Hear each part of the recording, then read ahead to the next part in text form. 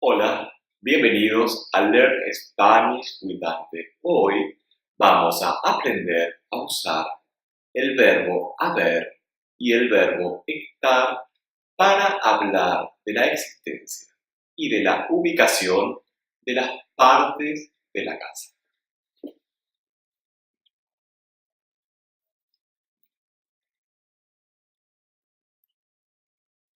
¿Hay un comedor en la casa? Sí, hay un comedor.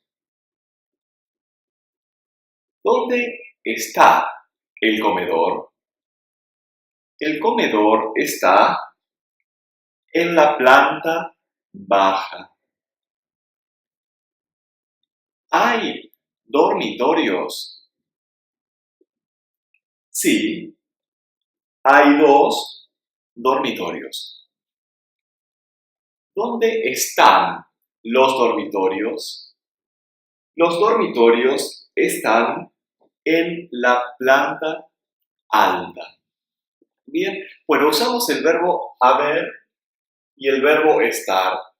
El verbo haber, que en el presente es hay, lo usamos para preguntar por la existencia de las cosas, por algo que no conocemos. Y generalmente, cuando preguntamos por alguna cosa, la primera vez, se usa con los artículos indefinidos, un, una, unos y unas, y otros artículos indefinidos.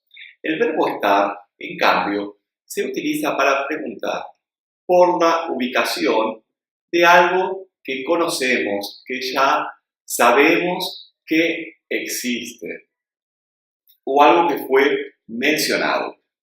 Se usa con los artículos definidos, el, la, los, las, seguidos del nombre, y si es singular, la forma está, y si es plural, la forma están.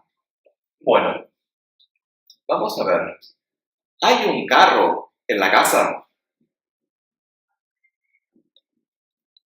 Sí, hay un carro.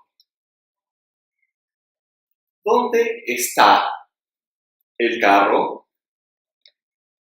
El carro está en el garaje.